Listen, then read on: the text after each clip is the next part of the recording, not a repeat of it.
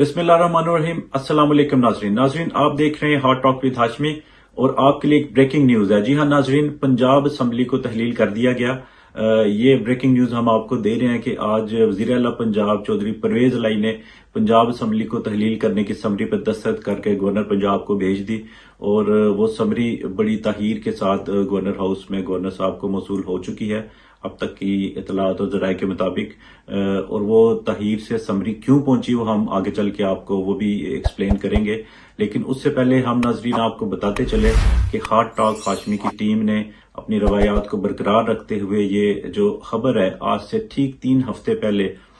अपने 2 वीलॉग्स में हमने 2 मुख्तलिफ जगह पर हमने इस चीज का इजहार किया था, हमने अपना तज्जिया दिया था कि पंजाब में नया साल और नया वजीर आला होगा। और ये कि वजीर आला पंजाब चौधरी परवेज लाई ने ऑलरेडी पंजाब असम्बली को तहलील करने की जो समरी है वो साइन करके दस्तखतशुदा समरी इमरान खान साहब के हवाले कर दी है और वो जब चाहें उसको तहलील करने के लिए असम्बलियों को वो समरी गवर्नर पंजाब को भेज सकते हैं। बीच में तहरीक अदम एतमाद का जो मामला आ गया और वो जो हाई कोर्ट में ये इशू चला गया तो उसकी वजह से हाई कोर्ट ने 11 जनवरी को इनको तलब कर लिया था और वो सारे मामलात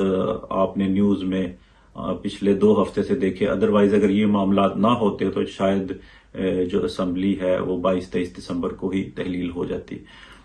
तो ये तो नाजरीन एक चीज थी और यही वजह थी जो हम आपसे जिक्र कर रहे थे कि असम्बली की जो तहलील करने की समरी है वो गवर्नर हाउस में लेट क्यों पहुंची। उसकी रीजन यही थी कि सोशल मीडिया और मीडिया पे जो सबसे पहले जो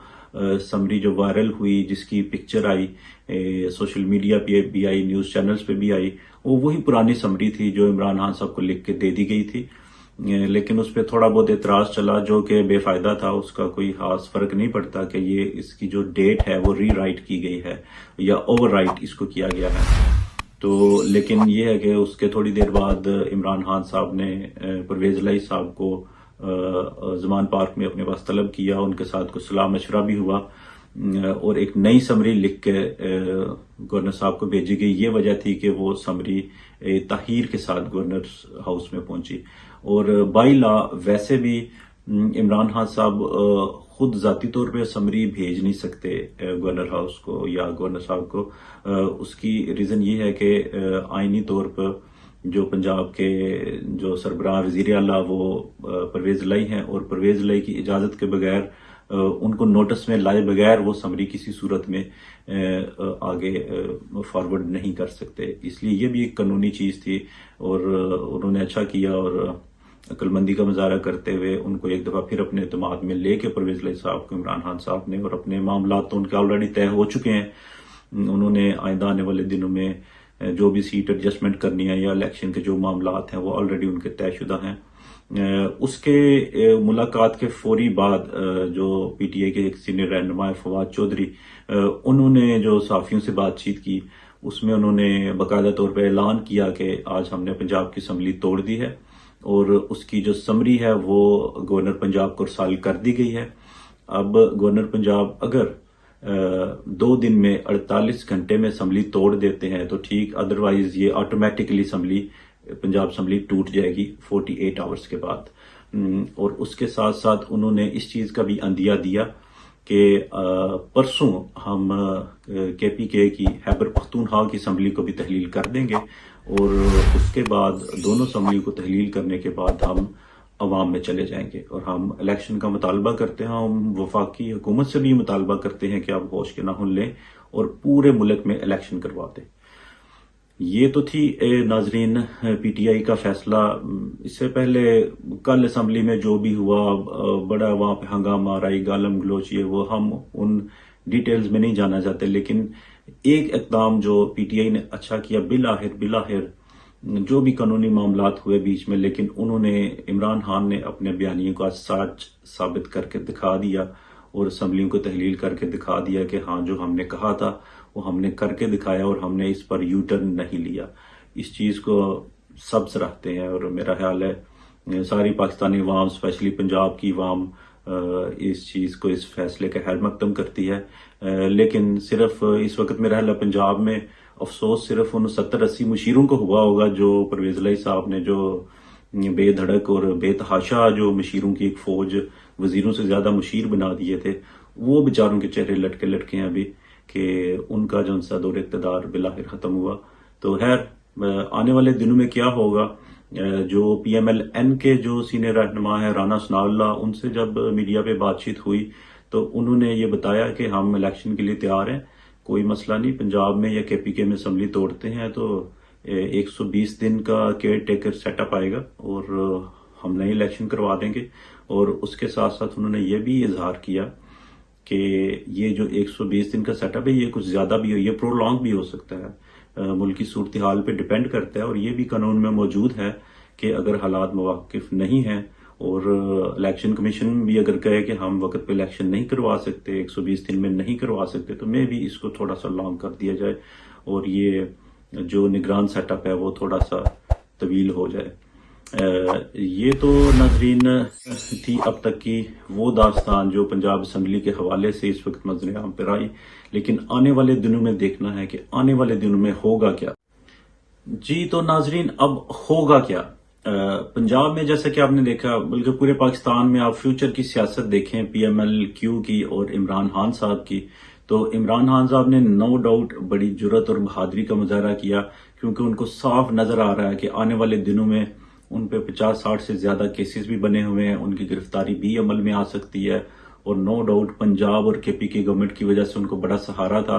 वो KPK में स्टे करें या पंजाब में स्टे करें तो उनको ये भी आसरा था कि वो कोई पुलिस या कानून नाफिज करने वाले इदारे उन पे हाथ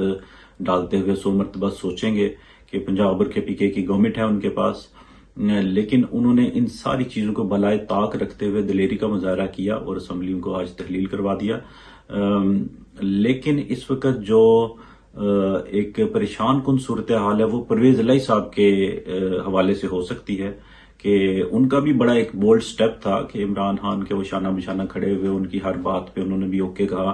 मोनस इलाही ने भी बड़े ताबेदारी का मुजाहरा किया, गो के वो मुल्क से बाहर इस वक्त बैठे हुए हैं स्पेन में अपने एक निजी दौरे पे, लेकिन उन्होंने फिर भी बिलाखिर इमरान खान का साथ दिया, सारी तनकीद भी बर्दाश्त की, हर चीज। लेकिन आने वाले दिनों में अभी हम कुछ न्यूज देख रहे हैं, मैंने अपने पिछले से पिछले वीलॉग में बताया था कि जो काफ लीग के कुछ करीबी जराए हैं, जो करीबी लोग हैं, कुछ खवातीन हजरात और मोनस इलाही के कुछ दोस्त जिन पे FIA में तलबियां हुई हैं, जिनके नोटिस जारी हुए, जिन पे केसेस बने, और कुछ दिन पहले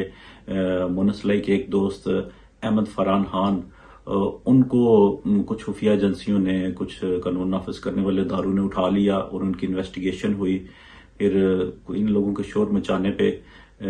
उनको कल CCPO लाहौर ने अदालत में भी, सुबह अदालत में भी पेश कर दिया और उस पे बार मीडिया ने, कुछ वकील हजरात ने सवाल भी किया कि ये आपके सर पे चोट का निशान है, ये किस चीज का निशान है। तो अहमद फरहान साहब ने कहा कि वो मुझे गाड़ी से निकलते हुए दरवाजा लग गया था तो उसकी चोट है, लेकिन जरा ये बता रहे हैं कि उन पर तशद्दुद भी किया गया। आपको नाजरीन बताते चलें, हम डिटेल तो आपको एक अलग वीलॉग बनाएंगे जिसमें हम अहमद फरहान खान और इस सारे केस से मुतल्लिक आपको बाकायदा तौर पर जितनी भी डिटेल सारी उससे हम आगाह करेंगे। लेकिन मुख्तसरन आपको बताएं कि अहमद फरहान खान जो मोनस इलाही हैं, उनके दो करीबी दोस्त हैं, एक अहमद फरहान खान और उनके एक अजीज भी हैं, दोस्त भी हैं और बिजनेस पार्टनर भी हैं जैगम गोंदल। ये दो करीबी लोग हैं, क्योंकि मोनस इलाही साहब सियासत में काफी बिजी होते हैं तो उनका बिजनेस और कुछ दूसरी चीजें, जाती चीजें जैगम गोंदल और अहमद फरहान खान देखते हैं रेगुलर बेसिस पे। और शायद जब ये एजेंसीज और FIA ये सारे इन्वेस्टिगेट कर रहे थे चीजों को, तो उन्होंने देखा कि जो करीबी लोग हैं उनको अगर कैप्चर कर लिया जाए या गिरफ्तारी उनकी अमल में लाई जाए तो शायद हमें ये वादा माफ गवा मिल जाए या इनके जरिए हमें कुछ अंदर की मालूमात फराहम की जा सकें। और उनकी गिरफ्तारी से 2 रोज पहले मोनस इलाही स्पेन जा चुके थे। मोनस इलाही और जैगम गोंदल भी उनके हमरा थे, ये लोग स्पेन चले गए और मोनस इलाही अभी कब वापस आते हैं, लेकिन वो जब भी वापस आएंगे उसके साथ साथ आपने ये भी देखा कि इनकी फैमिली के काफी खवातीन हजरात हैं जिनके नाम ECL में डाल दिए और जराये के मुताबिक आने वाले चंद दिनों में क्योंकि अब पंजाब के वज़ीर आला भी नहीं रहे परवेज लाई, तो उनका नाम भी जो है वो ECL में डालने की तवक्को की जा रही है। और आने वाले दिनों में लग रहा है कि ये जो हालात हैं परवेज लाई साहब के लिए स्पेशली बड़े परेशान कुन होंगे। तो देखते हैं अब PMLQ और काफ लीग और तहरीक इंसाफ PTI इन मुश्किल हालात में किस तरह नबरत आजमा होती है इन मुश्किलात से और खुद को कैसे इस मुश्किल से निकालती है। बिलाखिर उन्होंने इलेक्शन की तैयारी भी करनी है, केयर टेकर सेटअप आए जितना भी आए, और आखिरकार इलेक्शन होना ही होना है इस कंट्री में। तो मजीद खबरों तफसीलात के लिए नाजरीन हमारा आप चैनल देखते रहिएगा। आने वाले हमारे नेक्स्ट व्लॉग में हम बहुत सारी अहम मालूमात लेके आ रहे हैं, जिसमें काफ लीग के हवाले से और उनके केसेस और गिरफ्तारियों के हवाले से काफ़ी सारी ढेर सारी और मालूमात हैं और उनका ज़हीरा है जो हमने आप तक पहुँचाना है। उन मालूमात को देखने के लिए आप हमारे चैनल के साथ जुड़े रहिएगा। चैनल को लाइक करें, सब्सक्राइब करें। Keep watching hot talk with Hashmi. Thank you. अपना ख्याल रखिएगा। अल्लाह हाफिज़।